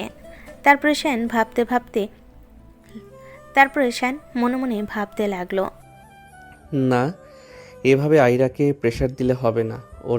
ওর ডাক্তারের সাথে আমাকে কথা বলতে হবে। কালকেই যাব আমি আয়রার ডাক্তারের কাছে। দেখি ডাক্তার যদি কোনো উপায় দিতে পারে স্মৃতি ফেরানোর। পরের দিন সকালে শায়ন আয়রার ডাক্তারের অ্যাপয়েন্টমেন্ট নিল। ডাক্তার রায়হান, যিনি আয়রার চিকিৎসা করছিলেন, তিনি শায়নের গল্প শুনে বলেন, আয়রার অ্যামনেসিয়া সাইকোলজিক্যাল ট্রমা থেকে হয়েছে। সে আপনাকে ভুলে যায়নি, শুধু স্মৃতিগুলো তার মাইন্ডে লক হয়ে আছে। আপনি যদি ধৈর্য ধরে তার সাথে সেই মুহূর্তগুলো শেয়ার করেন, তাহলে সে আস্তে আস্তে মনে করতে পারবে, কিন্তু জোর করবেন না। কিন্তু সে তো আমাকে তার রুমেই ঢুকতে দেয় না। তাহলে অন্য উপায় খুঁজুন। যেমন এই ধরুন, আয়রার প্রিয় ফুল সে কলেজে থাকতে এরা পছন্দ করতো, হয়তো এরা তার কিছু মনে করাতে পারে। বেশি প্রেশার দিলে ওর মাথা যন্ত্রণা করে ডাক্তার। সেটা করাটা স্বাভাবিক। আপনি চাইলে আর একটা কাজ করতে পারেন, অ্যাক্সিডেন্টের ঘটনাটা রিক্রিয়েট করতে পারেন, তাতে স্মৃতি ফেরার 70% চান্স থাকবে। আপনাকে ধন্যবাদ। প্রথমে একটু চেষ্টা করে দেখি, যদি না হয় তাহলে অ্যাক্সিডেন্টের ঘটনাটা করা যাবে। অ্যাক্সিডেন্টের ঘটনাটাতে কিন্তু খুব রিস্ক থাকবে, খুব সাবধানে করবেন। জি ডাক্তার, মনে থাকবে। শায়ন হাসপাতাল থেকে বেরিয়ে গাঁদা ফুলের তোড়া কিনে আয়রার অফিসে পাঠালো। কার্ডে লিখল, মিষ্টি পরি, তুমি একদিন বলেছিলে গাধার গন্ধে তোমার মাথা ব্যথা সেরে যায়। তোমার শায়ান। আয়রা ফুল পেয়ে প্রথমে মুখ ফিরিয়ে নিল, কিন্তু ফুলের গন্ধে তার মাথা যেন হালকা হয়ে এলো। হঠাৎ তার মনে পড়ল ফ্ল্যাশব্যাক। কলেজে কেটে শায়ন হাতে গাঁদা ফুল নিয়ে দাঁড়িয়ে। আয়রা লজ্জায় মুখ ঢেকে হাসছে। আয়রার এই ঘটনা মনে পড়তেই ও মনে মনে ভাবল, এটা এটা কি সত্যি ছিল? কিন্তু ফুলটা যে দিছে তার মুখটা আয়রার কাছে স্পষ্ট নয়। অপরদিকে বিকেলে আজ খেলতে খেলতে শায়নের কোলে উঠে বলল, নতুন বাবা, তুমি কি আমার আসল বাবা? শায়ন আশ্চর্য হয়ে বলল, কে বলেছে তোমাকে? দাদু বলেছে। সে বলেছে তোমার বাবা খুব ভালো মানুষ, তুমি তার মতোই হও। শায়ন চোখে পানি নিয়ে আজকে জড়িয়ে ধরল। ঠিক তখনই দরজায় আয়রা দাঁড়িয়ে। সেসব শুনে চুপচাপ চলে গেল। রাত 10টা। আয়রা ডায়েরি পড়ছে। হঠাৎ এক পৃষ্ঠায় লেখা, আজ শায়ন আমাকে প্রথম কিস করলো। আমি লজ্জায় মরে যাচ্ছি, কিন্তু ভালোও লাগছে। আয়রা মনে মনে ভাবতে লাগলো, এটা কি আমি লিখেছি? আয়রা আর কিছু ভাবতে পারল না। ওর মাথার যন্ত্রণা উঠল। তারপরে আয়রা এসব চিন্তা ভাবনা না করে ঘুমিয়ে গেল। পরের দিন সকালে শায়ন আয়রার আম্মুকে ডাক্তার রায়হানের সাথে মিটিং করে সব কিছু প্ল্যান করলো। আয়রার আম্মু প্রথমে ভয় পেলেন, কিন্তু শায়নের দৃঢ়তায় রাজি হলেন। বাবা, তুমি নিশ্চিত তো এটা রিস্কি? আম্মু, আমি ওকে হারাতে পারবো না। আবার ওর স্মৃতি ফিরে পেতে আমি সব করতে রাজি।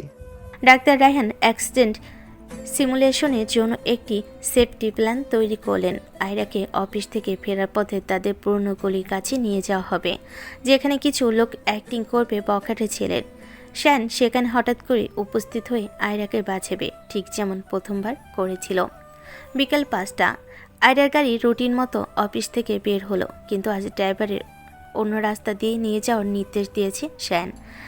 হঠাৎ গাড়ি স্টপ করলো একটি পরিচিত গলির সামনে। আয়রা বিরক্ত হয়ে জানালা খুলে বলল, কি হয়েছে? এখানে কেন থামলি?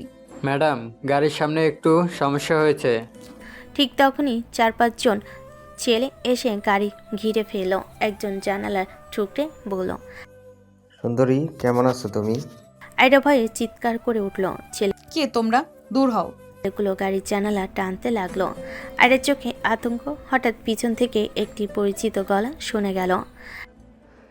এই, ছেড়ে দাও ওকে। আয়রা দৃষ্টি ঘুরল। শ্যান দৌড়ে এসে এক ছেলেকে ধাক্কা দিল, বাকিরা শ্যানকে ঘিরে ফেল। আয়রা গাড়ি থেকে নামতেই একজন তাকে টান দিল। শ্যান চিৎকার করে বলল, আপনি সরে যান। একটা ধাক্কায় শ্যান মাটিতে পড়ে গেল। আয়রা মাথায় যেন বিদ্যুৎ খেলে গেল। ফ্ল্যাশব্যাক 5 বছর আগে সেই রাত শ্যান তাকে বাঁচাতে এসে বলেছিল। হঠাৎ আয়রা কাঁপা কাঁপা গলায় বলে উঠল, সায়ান। হঠাৎ আয়রার মাথা ঝাঁকুনি দিল। সে চোখ বন্ধ করে চিৎকার করে উঠল। আমার মাথা। শ্যান তৎক্ষণাৎ উঠে আয়রাকে জড়িয়ে ধরে বলল, আয়রা, শান্ত হও, আমি আছি তোমার সাথে। আয়রার চোখে জল। সে সায়ানের দিকে তাকিয়ে বলল, তুমি আমার সায়ান? আমি মনে করতে পারছি আমাদের বিয়ে, আয়াস সব। সায়ানের চোখে আনন্দের অশ্রু। হ্যাঁ মিষ্টি পরি, আমি তোমার সায়ান। তুমি ফিরে এসেছো। সায়ানকে হাসপাতালে নিয়ে যাওয়া হলে ডাক্তার রায়হান চেক আপ করে বললেন, শানের পায়ে সামান্য ইনজুরি, কিন্তু আয়রার মেমোরি সম্পূর্ণ ফিরে এসেছে। এটা একটা মিরাকল। আয়রা সায়ানের হাত ধরে ফুপিয়ে কেঁদে বলল, আমি তোমাকে এতদিন ভুলেছিলাম, ক্ষমা করো। তোমার কোনো দোষ নেই, তুমি ফিরে এসেছো, এটাই আমার সবচেয়ে বড় সুখ। তারপরে সায়ানকে নিয়ে আয়রা চলে গেল তার বাসায়। সবাই খুব খুশি। আয়রার আব্বু আম্মু, সায়ানের আব্বু আম্মু সবাই বাসায় আছে। সায়ানের আব্বু আম্মু গ্রাম থেকে এসেছে। আয়রাদের বাসায় আয়রার স্মৃতি ফিরে এসেছে শুনে আয়রা বাসায় এসে কলিং বেল দিতে ওর আম্মু এসে দরজা খুলে দিল। তারপর আয়রাকে জড়িয়ে ধরে বলল, আমার আয়রা মামুনি কতদিন পরে তোকে হাসি খুশি দেখলাম। আয় ভেতরে আয়। সায়ন বাবা, এসো, সাবধানে ভেতরে এসো। তারপরে আয়রা আর শায়ন ভেতরে চলে গেল। আর ভেতরে গিয়ে দেখল তার শ্বশুর শাশুড়ি বসে আছে। আয়রা শায়নকে ধরে সোফায় বসিয়ে দিল। তারপরে তার শ্বশুর শাশুড়িকে বলে উঠল, আসসালামু আলাইকুম আব্বু আম্মু, আপনারা কেমন আছেন? আয়রার কথায় শায়নের আম্মু বলে উঠল, আসসালামু আলাইকুম। আলহামদুলিল্লাহ ভালো আছি, তুমি কেমন আছো? এসো আমাদের কাছে বসো তো। শায়নের আম্মুর এমন কথা শুনে আয়রা গিয়ে শায়নের আম্মুর পাশে বসলো। তারপর শায়নের আম্মু আয়রার মুখ ধরে বলে উঠল, কি মিষ্টি বৌমা আমার, এই জন্য তো বলি আমার ছেলে এত পাগল কেন। তোমার জন্য কত তোমার কথা বলেছে, কত রাত কান্না করেছে আমার কাছে, বলেছে আম্মু ওকে ফিরিয়ে এনে দাও। আমি পারিনি, আমি তো তোমাকে আজ প্রথম দেখলাম, মাশাআল্লাহ আমার অনেক পছন্দ হয়েছে তোমাকে। শায়নের আম্মুর কথা শুনে আয়রা কান্না করে দিল। আয়রার কান্না করা দেখে শায়নের আম্মু বলল, তোর পাগলি মেয়ে, কান্না করছিস কেন? আমি কি তোকে খারাপ কিছু বলেছি? শায়ন আমাকে এত ভালোবাসে, আপনারা এত ভালো, আমি এতদিন এত কিছু মিস করেছি। আমার স্মৃতি কেন নষ্ট হয়ে গিয়েছিল, এর জন্য আমার কষ্ট হচ্ছে। না হলে তো এতদিন আমিও সংসার করতাম গুছিয়ে। কষ্ট পাস না মা, আমরা আবার তোদের নতুন করে বিয়ের ব্যবস্থা করব। তারপরে ধুমধাম করে তোকে আমাদের বাসায় নিয়ে যাব, সাথে আমার পিচ্ছি দাদু ভাইকেও তো নিয়ে যাব। এখন যা, সায়নকে নিয়ে রুমে যা, অনেক ধকল গেছে তোদের উপর দিয়ে, একটু গিয়ে রেস্ট নে। আয়রা শায়নের আম্মুর কথা শুনে বেশ লজ্জা পেল, মাথা নিচু করে বসে রইল। তারপরে হাসি মুখে উঠে দাঁড়ালো। শায়নও উঠে দাঁড়ালো, কিন্তু পায়ের ব্যথায় একটু হোঁচট খেলো। আয়রা তৎক্ষণাৎ তার কাঁধে হাত রাখলো।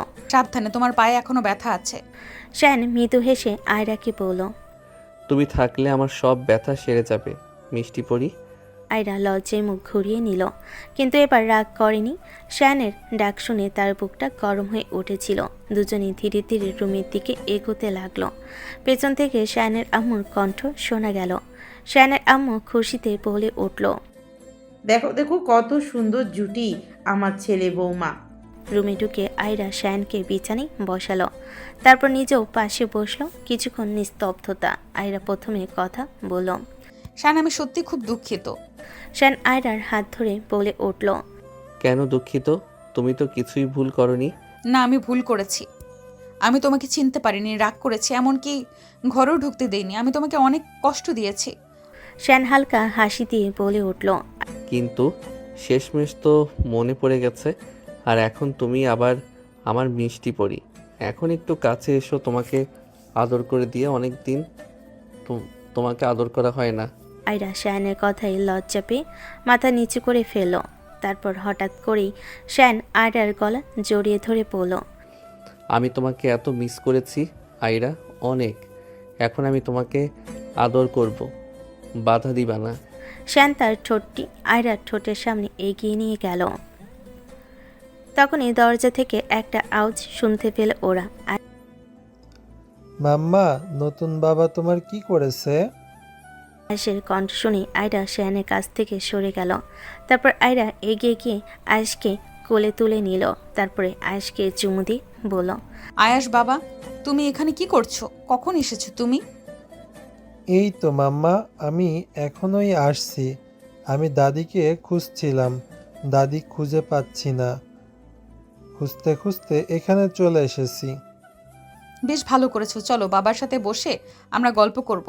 তারপর আয়রা আয়েশকে নিয়ে শায়ানের কাছে যায়। তারপরে তিনজন মিলে হাসি আনন্দ করতে থাকে। অপরদিকে নিচের ড্রয়িং রুমে বসে সবাই কথা বলছে। শায়ানের আম্মু আয়রার আম্মুকে বলে উঠল, আপা, আমি বলছিলাম কি, সায়নরা তো নিজেরা বিয়ে করেছিল, আমরা তো ছিলাম না। আমরা যদি আবার নতুন করে ওদের বিয়ে দিই, বিষয়টা কেমন হয়? এটা খুব ভালো হবে, আমরাও সেটা ভাবছিলাম, এটাই করব। ওনাদের দুজনের কথার মাঝে আয়রার আব্বু বলে উঠল, তাহলে বিয়ের ব্যবস্থাটা খুব তাড়াতাড়ি করতে হবে। হ্যাঁ, তা তো করতেই হবে, কিন্তু মাসখানেক তো সময় দিবা। আমার মেয়েটা কেবল সুস্থ হলো, জামাইটা একটু অসুস্থ, তাহলে ওদের তো একটু সময় দিবা। তা তো দিতেই হবে, বিয়ের ব্যবস্থা করতে হবে না। আর আপনারা কিন্তু এখান থেকে এখানেই থাকবেন, আর যেতে দিচ্ছি না। একেবারে বৌমাকে বাড়ি নিয়ে তারপর যাবে। আয়রার আব্বুর এই কথা শুনে শায়ানের আব্বু বলে উঠল, এটা কিভাবে হয় ভাইজান? এটা কখনোই হয় না। আমার ছেলের শ্বশুর বাড়িতে থাকবে, এতে লোকেরা খারাপ বলবে। লোকে যা বলে বলুক, লোকেদের কথা শুনে তা আমাদের কোনো কাজ নেই। আপনাদের আমি থাকতে বলেছি মানে আপনারা থাকবেন। বাড়িটা আমার, লোকেদের নয়। পরের দিন সকালে শায়ান উঠে দেখে আয়রা নেই বিছানায়। সে দ্রুত নিচে নেমে এলো। রান্নাঘরে আয়রাকে দেখে অবাক হয়ে গেল। আয়রা নিজের হাতে নাস্তা বানাচ্ছে। শায়ান হাসতে হাসতে বলল, আয়রা, এ কি দেখছি? আমার মিষ্টি পরি রান্না করছে। তুমি একা একা রান্নাঘরে যেতে ভয় পেতে। যতদিন আমার সাথে ছিলে আমরা একসাথে রান্না করতাম তো। এখন দেখি তুমি সব শিখে গেছো। আয়রা মুখ ভার করে বলল, হ্যাঁ করছি, তুমি কি ভেবেছো আমি কি কিছু শিখতে পারি না? আমি শুধু অফিসের বস হতে জানি। শায়ান পিছন থেকে আয়রাকে জড়িয়ে ধরে বলল, না, আমি জানি তুমি সব পারো। আমার জীবনটাই তুমি বদলে দিয়েছো। এই বলে শায়ান আয়রার গালে একটু টুস করে কিস করে দিল। আয়রা রাগী কণ্ঠে বলে উঠল, এই দুষ্টু ছেলে সবসময় দুষ্টুমি করা, তাই না? আমি কাজ করছি, তুমি দেখতে পাচ্ছ না? তুমি আমার উপর রাগ করছো কেন গো? আমি তো তোমাকে একটু আদর করছিলাম। এই বলে শায়ান মন খারাপ করে ফেল। এটা দেখে আয়রা শায়ানের গালে একটা কিস করে বলে উঠল, এবার থেকে কখনো হারাবে না তো শায়ান? কখনো ছেড়ে যাব না, প্রমিস। ড্রয়িং রুম থেকে শায়ানের আম্মুর কণ্ঠ শোনা গেল। শায়ানের আম্মু বলল, এই যে নাস্তা ঠান্ডা হয়ে যাবে, তাড়াতাড়ি এদিকে আয়। সবাই মিলে হাসতে হাসতে নাস্তা সারল। আয়াস শায়ানের কোলে উঠে বলল, বাবা তুমি কি এবার আমাদের সাথে থাকবে? শায়ান আয়াসকে কোলে নিয়ে ওর গালে একটা চুমু দিয়ে বলল। হ্যাঁ বাবা, এবার থেকে সব সময়। তারপরে শায়ান আয়াসের সাথে খেলা করতে লাগলো ড্রয়িং রুমে গিয়ে। আয়রার বাবা চলে গেলেন অফিসে, সাথে করে শায়ানের বাবাকেও নিয়ে গেলেন, কারণ উনি বাসে একা থেকে কি করবে। অপরদিকে আয়রার আম্মু আর শায়ানের আম্মু মিলে গল্প করছে। আয়রা ওদের গল্পের মাঝে বলে উঠল। আচ্ছা আম্মা, আপনার ছেলে সবচেয়ে বেশি কি দেখে ভয় পায়? শায়ানের আম্মু আয়রার এমন কথা শুনে অবাক হয়ে গেল। তিনি আয়রাকে প্রশ্ন করলেন। কেন রে মা, হঠাৎ এই কথা জানতে চাইছিস কেন? আগে আপনি বলেন, তারপর আমি বাকিটা বলছি। কি সায়ান তো খুব বেশি ভূতে ভয় পায়। বলেন আম্মা, এত বড় ছেলে ভূতে ভয় পায়? হ্যাঁ, ছোটবেলাতে ওকে ভয় দেখিয়ে দেখিয়ে খাওয়াতে হতো, খেতে চাইতো না। আমি ভূতের ভয় দেখাতাম, যদিও না খাবার খায় তাহলে ভূত ওকে তুলে নিয়ে যাবে। ছোট থেকে শুনে শুনে ওর মনে ভয় ঢুকে গেছে, এখন পর্যন্ত এই ভয়টা কাটাতে পারিনি। শায়ানের আম্মুর এই কথা শুনে আয়রার মাথায় একটা দুষ্ট বুদ্ধি এলো, আর সে মিটিমিটি হাসতে লাগলো। এটা দেখে আয়রার আম্মু কৌতূহলী হয়ে জিজ্ঞেস করলেন। কি বুদ্ধি আসছে মাথায় আয়রা? ওই হাসি দেখে তো মনে হচ্ছে সায়ানের কিছু হতে যাচ্ছে। আয়রা দুষ্টামি হাসি হেসে বলল। আম্মু কিছু না, শুধু একটা ছোট্ট খেলা খেলবো আপনার জামাইয়ের সাথে। ও আমাকে এত জ্বালায় সব সময়, আমি একটু শোধ তুলবো না তা কি হয়? শায়ানের আম্মু একটু চিন্তিত হয়ে বলেন। ওমা, তুই ওকে বেশি ঝামেলায় ফেলিস না বৌমা, ওর পা এখনো ভালো হয়নি। আয়রা শায়ানের আম্মুর হাত ধরে আদর করে বলল। চিন্তা করবেন না আম্মু, আমি ওর ক্ষতি করব না, শুধু একটু মজা করব। শায়ানের আম্মু ও আয়রার আম্মু দুজনেই হেসে উঠলেন। আয়রার আম্মু বললেন। দেখ, আমার মেয়েকে বিয়ের পর প্রথমবারের মতো আগের মতো চঞ্চলতা ফিরে পেয়েছে। ইতিমধ্যে ড্রয়িং রুমে শায়ান আয়াসকে নিয়ে বসে আছে। আয়াস তার নতুন বাবার গল্প শুনতে চাইছে। তুমি কি সত্যি সত্যি সুপার হিরো? তুমি আম্মাকে বাঁচালে? আয়াস বিস্ময় ভরা চোখে বলল। শায়াস হেসে ওকে কোলে টেনে নিল, তারপর বলল। না বাবা, আমি সুপার হিরো নই। আমি তোমার মাম্মাকে খুব ভালোবাসি, তাই ওকে রক্ষা করেছি। যে কেউ তার ভালোবাসার মানুষকে রক্ষা করতে এগিয়ে আসে। তুমি কি আমাকেও ভালোবাসো বাবা? শায়ানের চোখ ভিজে উঠল, তারপর সে বলল। আয়াস, তুমি আমার জীবনের সবচেয়ে বড় উপহার। তোমাকে না জেনেই আমি এত বছর মিস করেছি। এখন থেকে আমি তোমাকে আর কখনো ছাড়বো না, প্রতিজ্ঞা করছি। হঠাৎ পেছন থেকে আয়রার কণ্ঠ শোনা গেল। কি হচ্ছেটা কি এখানে? তুমি এমন সিরিয়াস কথা বলছো? তোমার কথা বুঝতে পারছে ও বাচ্চা না? শায়ানও আয়াস মুখ ফিরিয়ে দেখলো আয়রা হাসি মুখে দাঁড়িয়ে আছে। শায়ান তৎক্ষণাৎ হাসতে হাসতে বলতে লাগলো। কিছুই না, আমরা তো শুধু গল্প করছিলাম। আর কই সিরিয়াস কথা বলছিলাম? আমার বাবা তো সব বোঝে, তাই না বাবা? শায়ানের এই কথা শুনে আয়াস মাথা নাড়ল। কি জানি বুঝলো ছেলেটা। এটা দেখে আয়রা আর আয়াস ফিক করে হেসে দিল। তারপর আয়রা এগিয়ে এসে আয়াসকে নিয়ে বলল। যাও বাবা, দাদুর কাছে যাও, ও তোমার জন্য নতুন একটা গাড়ি নিয়ে এসেছে। আম্মুর সাথে বাবাকে একটু কাজের কথা বলতে হবে। আয়াস খুশিতে লাফ দিয়ে অন্য ঘরে চলে গেল। আয়রা শায়ানের পাশে বসে বলল। কি হচ্ছিল? আমার ছেলেকে দিয়ে আমার বিরুদ্ধে ষড়যন্ত্র? শায়ান আয়রাকে জড়িয়ে ধরে বলল। কখনোই না, আমরা তো তোমারই প্রশংসা করছিলাম, বলছিলাম তুমি কত সুন্দর রান্না করো। আয়রা সন্দেহের দৃষ্টিতে তাকিয়ে বলল। হ্যাঁ নিশ্চয়ই। যাই হোক, একটা কথা বলবো। আজ রাতে আমরা সবাই উপরে একটা পুরনো স্টোররুমটা গুছাবো। বাবা বলেছেন সেখানে অনেক জিনিস পড়ে আছে। শায়ানের মুখ একটু কালো হয়ে গেল। কালো মুখ করেই শায়ান বলল। Store room? ওই যে অন্ধকার ধুলোই ভর্তি রুমটা? আয়রা স্বাভাবিকভাবেই বলল। হ্যাঁ সেটাই। তুমি তো বাড়ির একমাত্র জামাই। আমার বাবা মার তো কোনো ছেলে নেই, তোমার সাহায্য তো লাগবেই। আর শুনেছি ওই রুমে নাকি কিসব একটা আওয়াজ পাওয়া যায়, তাই আমি সাথে করে তোমাকে নিয়ে যাব। তুমি তো খুব সাহসী, তাই না? আয়রার কথা শুনে শায়ান ভয়ে ঘামতে লাগলো। আয়রা শায়ানের এই অবস্থা দেখে মুচকি হাসতে লাগলো। তারপরে আবারও বলল, কি হলো বাবু, তুমি ঘামছো কেন? আমি তো জানতাম আমার সায়ান খুব সাহসী, তাহলে আমি কি ভুল জানতাম? শায়ানের মুখ দেখে মনে হচ্ছে যেন সে এখনই পালাবে, তবুও সে নিজেকে সামলে নিয়ে গলা খাকারি দিয়ে বলল, অবশ্যই যাব। সাহস আমার রক্তে। আমি তো এখন আয়রার নাইট গার্ড। ভয় আমার জন্য না। আয়রা চোখ বড় বড় করে শায়ানের দিকে তাকালো। বাহ, নতুন নাম তো, নাইট গার্ড অফ আয়রা। শুনে তো মনে হচ্ছে আজ রাতে কোনো যুদ্ধ হবে। শায়ান হালকা গলা নামিয়ে বলল, যুদ্ধই তো, ভয় আর ভালোবাসার। আয়রা খুব ভালো করে বুঝতে পারল শায়ান কোন দিক দিয়ে কথাটি বলেছে। আয়রা খানিকটা লজ্জা পেয়ে গেল। তারপরে শায়ানের বুকে আয়রা ঘুষি মেরে বলল, সবসময় খালি দুষ্টুমি করার সুযোগ পেলেই খালি শয়তানি করো তুমি।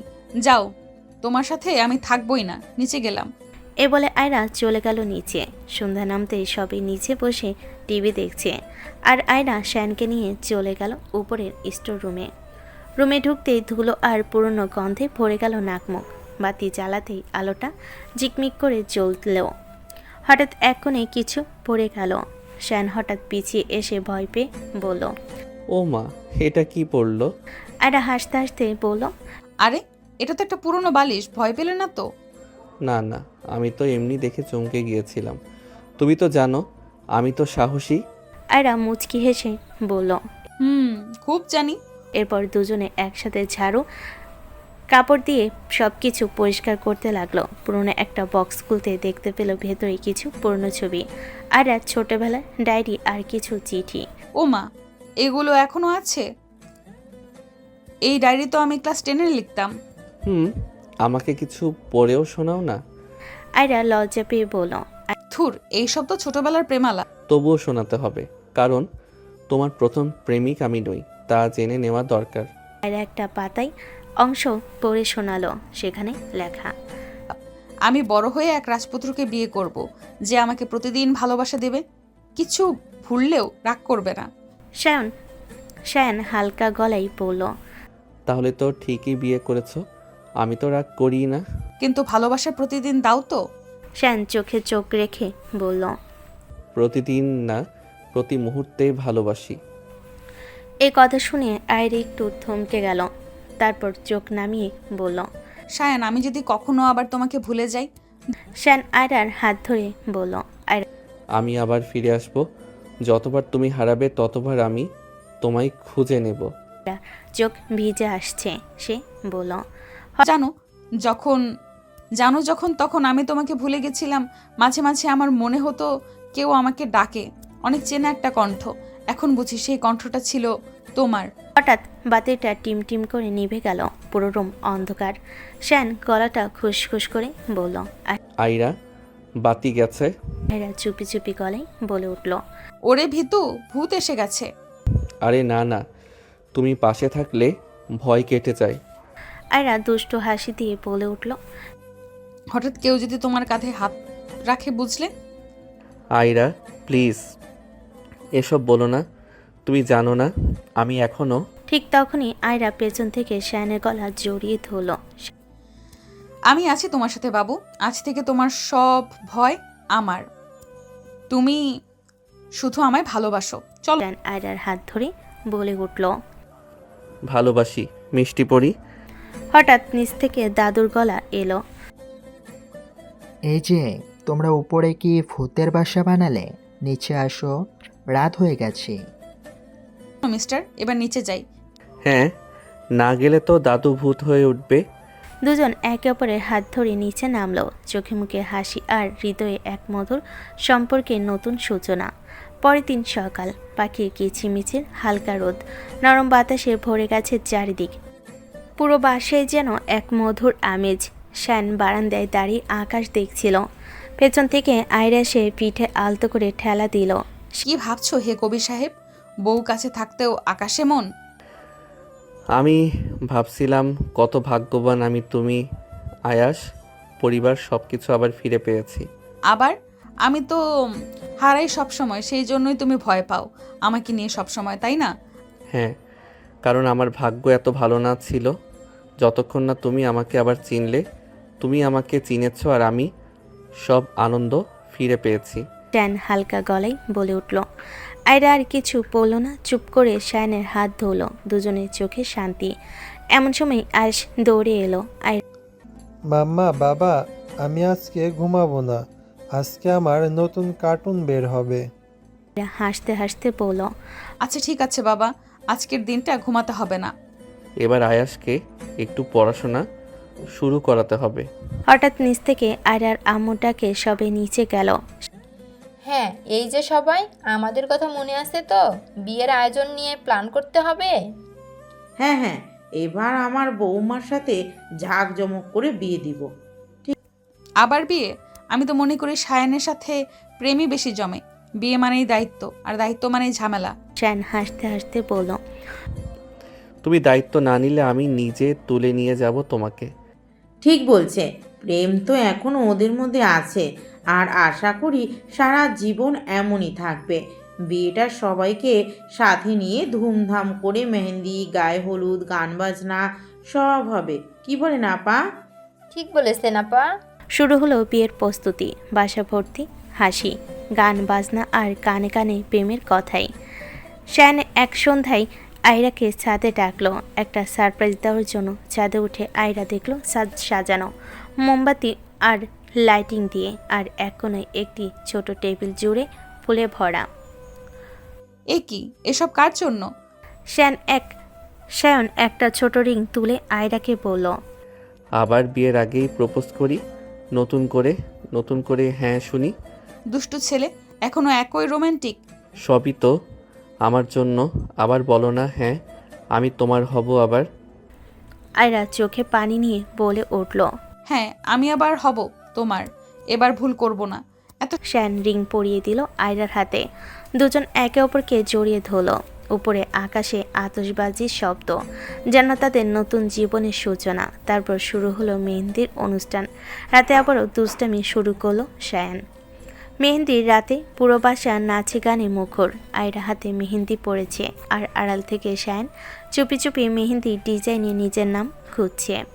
আমি কোথায় রে? সহজ না খুঁজে পাওয়া, যেমন আমি হারিয়েছিলাম তেমনি খুঁজে নিতে হবে। শায়ান ঠোঁটের কোণে হাসি রেখে বলল, খুঁজতে জানি বলেই তো ফিরে পেয়েছি তোমায়। আয়রার গাল লাল হয়ে উঠল। পাশ থেকে শায়ানের আম্মু বলেন, এই দুজন তো আলাদা হয়ই না। সায়ন বাবা, এখানে সব মেয়ে, তুমি এখান থেকে যাও। আমার বউকে না দেখে ভালো লাগছিল না, তাই চলে এসেছি।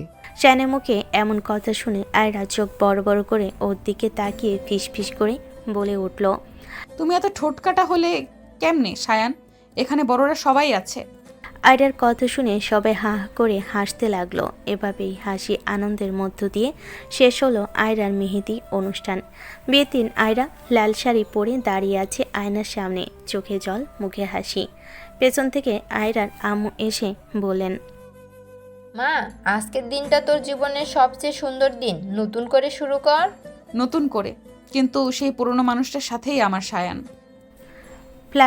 শায়ানো ব্ল্যাক শেরওয়ানি পরে আয়নার সামনে দাঁড়িয়ে বলল, আমি আজ আবার সেই রাতে ফিরছি যেদিন প্রথম তোমায় চেয়েছিলাম।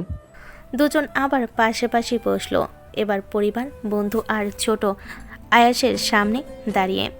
আয়াস ফিসফিস করে বলল, মাম্মা বাবা, তোমাদের দুজনকে তো খুব সুন্দর লাগছে। আমাকেও নাও তোমাদের কাছে। এ বাবা, তুমি তো আসবেই, আমাদের কাছে এসো। এই বলে আয়রা আয়াসকে কোলেন করে তাদের মাঝখানে বসিয়ে দিল। শায়ান আয়াসের গালে একটা চুমু খেয়ে বলল, এই তো, এটা আমার লক্ষ্মী বাবা। কাজী সাহেব সব কাগজপত্র ঠিকঠাক করে শায়ানের উদ্দেশ্যে বলে উঠল, বাবা, তুমি এই বিয়েতে রাজি থাকলে বলো আলহামদুলিল্লাহ। কাজীর কথা মতো শায়ান 1 সেকেন্ডের মধ্যে বলে উঠল, আলহামদুলিল্লাহ, কবুল। কাজী সাহেব এইবার সেমভাবে আয়রাকেও বলল। আয়রা বেশ কিছুক্ষণ সময় নিয়ে বলে উঠল, আলহামদুলিল্লাহ, কবুল। ওদের দুজনের বিয়ে পড়ানো শেষে কাজী তার টাকা নিয়ে চলে গেল। তারপরে আয়রার বান্ধবী সাইমা এসে বলতে লাগলো, বান্ধবী, তোরই কপাল, একজন ভালোবাসার মানুষকে দুইবার বিয়ে করতে পারলি। আর আমরা এখনো সিঙ্গেল থেকে গেলাম। সাইমার কথা শুনে আয়রা একটু মুচকি হাসি দিয়ে তারপর বলল, চিন্তা করিস না বান্ধবী, এবার তোর পালা, তোর বিয়ের ব্যবস্থা করছি দাঁড়া। আচ্ছা, তুই কি মুন্নির কোনো খবর রাখিস? হ্যাঁ, মুন্নির সাথে তো মাঝে মাঝে কথা হয়। ওই হারামি ওটাও বিয়ে করেছে, এক বাচ্চার মাও হয়েছে জানিস? কি বলিস? এত কিছু হয়ে গেল। হ্যাঁ, মুন্নিও মা হয়ে গেছে, তুইও মা হয়ে গেছিস। এখন আমি শুধু বিয়ে করা বাকি আছে। চিন্তা করিস না, সেটা খুব তাড়াতাড়ি হয়ে যাবে। ওদের দুজনের কথার মাঝেই আয়রার আম্মু আয়রাকে বলল, কি রে, তোরা দুজন কি কথায় বলে যাবি? তোর বান্ধবী খাবে না? তোরাও চলে আয়, খাওয়া দাওয়া করে নে, তারপরে তোরা রুমে চলে যা। কালকে আবার অনেক ধকল আসছে, কালকে অনেক লোকজন আসবে। কালকের দিনটা কেটে গেলে পরশু তো তোরা ওই বাসায় চলে যাবি। তারপরে তিনজনে মিলে গিয়ে খাওয়া দাওয়া করে নিল। খাওয়া দাওয়া শেষে সাইমা বাসায় চলে গেল। আয়রার আম্মু আর শায়নের আম্মু মিলে সব গোছগাছ করে রেখে আয়েশকে নিয়ে চলে গেল রুমে। অপরদিকে আয়রা আর শায়ন চলে গেল ছাদে। ছাদে গিয়ে আয়রা শায়নের হাত ধরে বলে উঠল, এবার প্রমিস করো আর হারাবে না। প্রমিস করছি তোমাকে ছেড়ে আর কখনো কোথাও যাব না, তোমাকে হারাতেও দিব না। শক্ত করে তোমাকে জড়িয়ে ধরে রাখবো। তুমি আমার মিষ্টি বউ, তোমাকে ছেড়ে আমি থাকতে পারি না। তুমি বুঝি সেটা জানো না?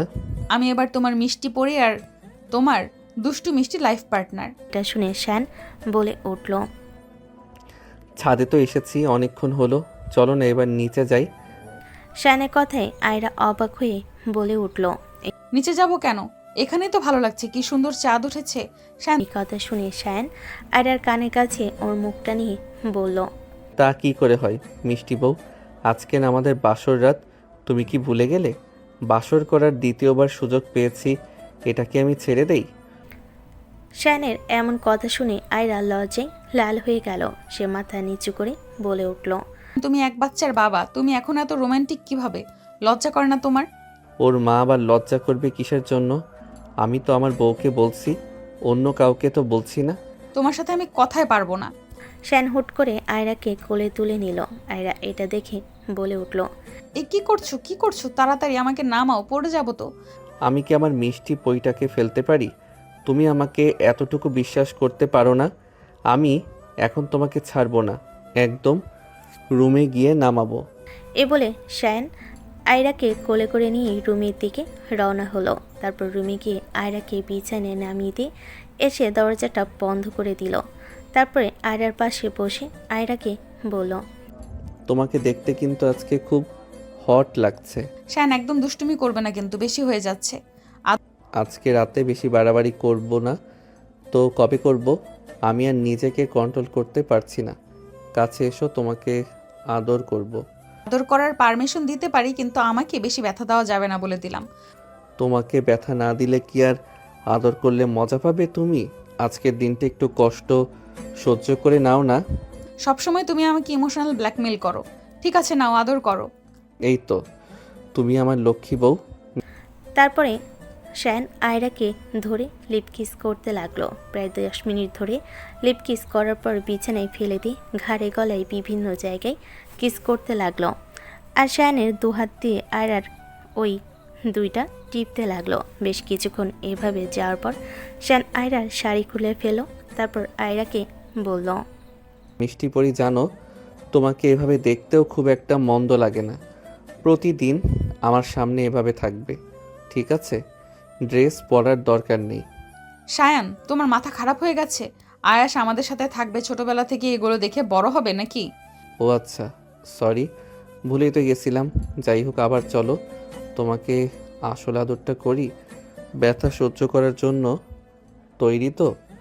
তুমি তো আমার সিনিয়র মিষ্টি বউ, তোমার সহ্য ক্ষমতাটা তো একটু বেশিই হবে, তাই না? হ্যাঁ, তা তো আছেই। বেশ, ঠিক আছে, সেটা এখনই দেখা যাবে। এই বলে শায়ন আয়রাকে আদর করতে লাগলো। আয়রা হঠাৎ বলে উঠল, শায়ান প্লিজ আমাকে ছেড়ে দাও, আমি আর পারছি না।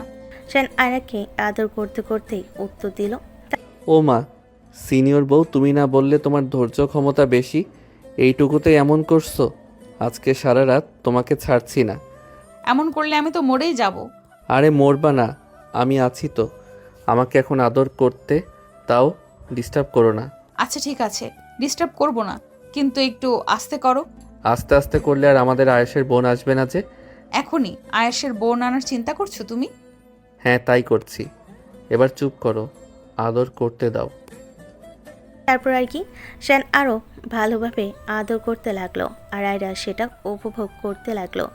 এই যে আপনারা আর কিসের জন্য অপেক্ষা করছেন, ওরা আদর করতে থাকুক ওদের মতো করে। আমরা এবার বিদায় নিই, কারোর পার্সোনাল জিনিস শুনতে নেই, এটা জানেন না আপনারা। আজকের গল্পটা এখানেই শেষ করছি। আর হ্যাঁ, গল্পটি কেমন হয়েছে অবশ্যই কমেন্টে জানাতে কিন্তু ভুলবেন না। আজকে এখানেই বিদায় নিচ্ছি, আবারও দেখা হবে অন্য কোনো গল্পে। সে পর্যন্ত সুস্থ থাকবেন, ভালো থাকবেন। আল্লাহ হাফেজ।